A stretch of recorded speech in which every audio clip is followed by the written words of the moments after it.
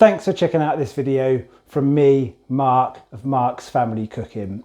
If this is your first time coming to Mark's Family Cooking channel, thanks a lot. I hope you like the video and I hope you stick around to watch some more of my content.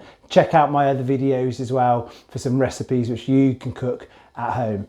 If you're coming back to Mark's Family Cooking, thanks for joining me again. So in this recipe, we are cooking a beef in red wine stew. We've got tender chunks of beef, smoky bacon, a lovely rich red wine sauce with some vegetables and tons of flavour. This is a great recipe to serve on a Sunday lunch or even serve to some of your friends for a nice, easy, one pot in the oven meal.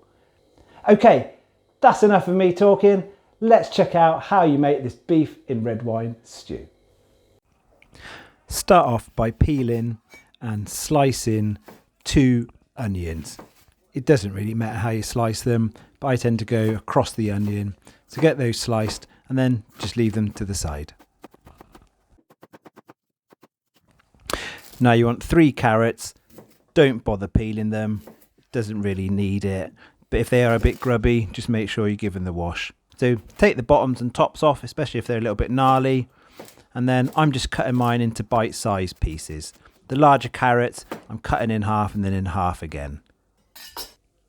Then you've got 3 celery sticks. Again, just top and tail them if they are a little bit rough on the edges. Give them a little bit of a wash if you need to. And then I'm cutting these finely. I find it easier to cut in half horizontally and then just put them into little strips and battens and then chop them nice and fine. One of my top tips is to keep a tidy workstation. Make sure you put your veg in a bowl. Also, you need 3 or 4 garlic cloves and just smash them with the back of a knife. Turn your attention to the mushrooms. I've just got normal close cut mushrooms, using about 5 or 6. Give them a good wipe with some wet kitchen paper just to get some mushroom compost or any dirt left on them. And then because my kids aren't massive mushroom fans, I'm cutting them nice and big. So all I'm doing is just quartering them. Once you've finished doing that, just put your mushrooms to the side. And then you want to get your herbs ready. I'm lucky enough to be able to grow some in my garden. So I've got some sage, some thyme and some rosemary, which I've picked and just given it a good wash. Put that with the mushrooms and now turn your attention to the meat. Lay your meat out onto a chopping board and using a nice sharp knife, you just want to slice your meat into bite-sized pieces. You don't want them too small so they just disappear, but a good decent sized chunk of meat to cook in the stew. So now you've done your meat, you want to put a decent sized shallow or deep casserole pan on the hob, add a bit of olive oil onto a high heat and add your veg. So you're putting in your carrots, your celery, onions and garlic, and you want to give it a good stir and continue to stir it until the veg starts to soften and the carrots start to give. And at this point you then want to remove them into a bowl and just put to the side. Keeping the heat on the pan, add a touch more oil and now put in your pieces of meat. Make sure you give them a good stir and to continue to stir them because you want to get a nice even browning on your pieces of steak. Get a nice bit of caramelization on there and make sure you cook off any moisture.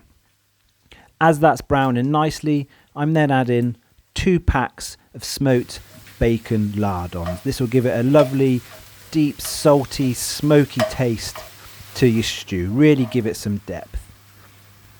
Start to cook off the fat from your lardons and then at this point you need to add your mushrooms. Just pop your mushrooms into the pan and make sure you give them a good stir round. Really mix everything up nicely.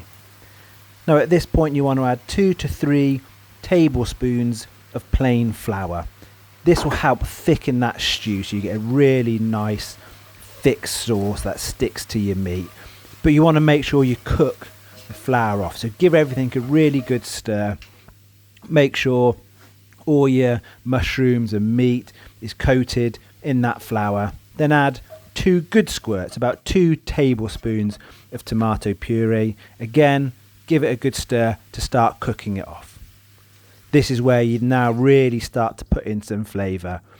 Add in 400 ml of red wine of your choice, but something that packs a lot of flavour. Give it a good stir, scraping up any pieces from the bottom. Add your herbs in, just sprinkle your herbs into your dish. And then you want to return your vegetables to the pan. Again, making sure you give everything a good mix, get everything coated in that red wine, which is already starting to thicken. And then finally, you're going to add 250 ml of beef stock. Try and get the best beef stock you can. Give everything a good mix and then give it a season. Add some salt, add some black pepper, and just bring it to a very slow boil, just so it starts to bubble. Put the lid on, turn off the heat, and then you're sticking it in the centre of the oven at 160 degrees Celsius for 3 hours. Once that's done, you're going to have a lovely, thick red wine sauce. The pieces of beef are going to be beautiful and tender. Serve it with some nice green vegetables, some beautifully seasoned buttery mashed potato for a perfect one-pot red wine beef stew. And there you go. That's how easy it is to make a delicious meal in your own kitchen. I really hope you like the recipe, and with about 3 hours in the oven, you've got yourself a beautiful, beautiful meal. If you like the video, please don't forget to give it a thumbs up and subscribe to the channel. See you again soon.